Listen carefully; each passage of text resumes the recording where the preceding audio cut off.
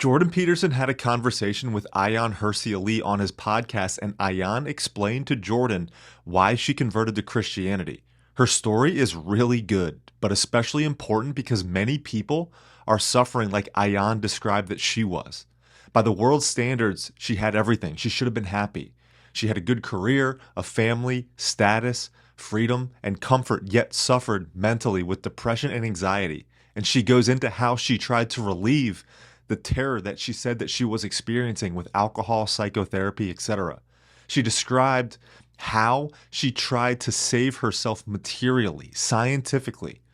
Jordan Peterson then responds to Ayaan's experience with a story about Leo Tolstoy, who is arguably one of the most successful and influential writers and religious thinkers of all time, and how spiritual experience saved his life. What this conversation reveals is not only what Christianity can do for an individual, but why society needs it and why it's so important.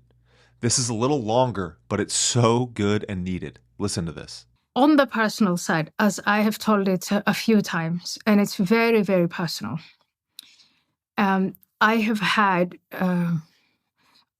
my own awakening that has to do with my mental breakdown, depression, anxiety, all of these things, the meaning and purpose of life, and not finding,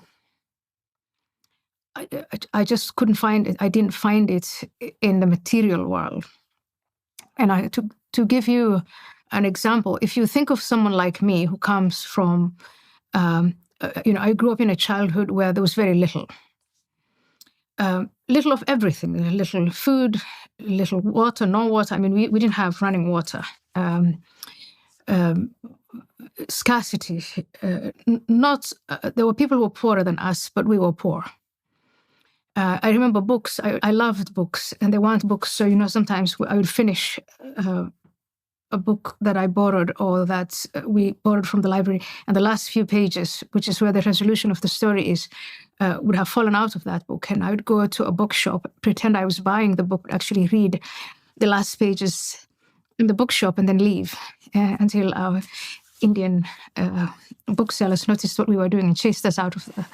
So that level of poverty. And so then I come where there's plenty. And I find myself in my 40s and 50s surrounded by absolutely everything, materially completely satiated. Happily married, 2 children, everything that you would describe would give meaning and purpose. And yet there I was completely, depressed and unhappy and terrified and all the rest of it. And I was self-medicating. I was self-medicating with wine, with alcohol, and that was where my go-to was. That actually brought me on the brink of destruction. And I sought help, and the help went from, obviously, with me focusing on the material again, scientific help. I'm going to see people who I trust to be the professionals who will fix me and fix this need. And that didn't happen. They were good people. I learned a lot. I learned a lot about the human brain, the human psyche. I respect, and I'm still a huge admirer of some of the people that I saw. But the one person who made a change was, you're looking in the wrong places. Her diagnosis was, what you're going through is it's spiritual bankruptcy. Mm-hmm, mm-hmm.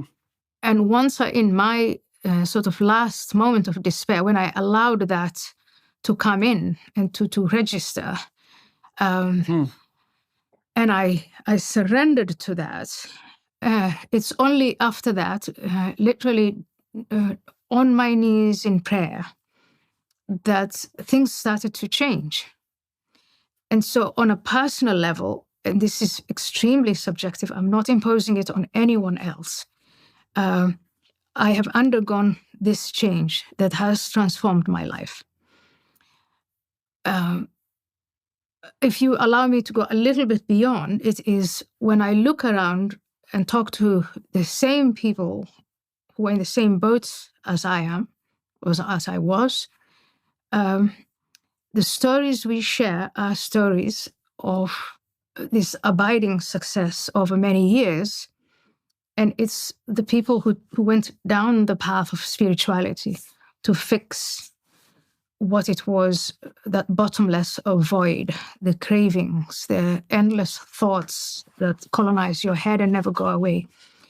So again, this isn't a statistical, empirical study. This is purely anecdotal. I see people who keep on failing. I see people who I think have some success, and I look at them, and it's the ones who went down that spiritual path.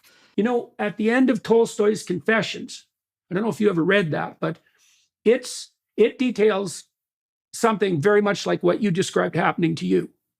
So Tolstoy became suicidally desperate at the height of his fame and earthly material success. He was an unbelievably rich man. He was known all over the world.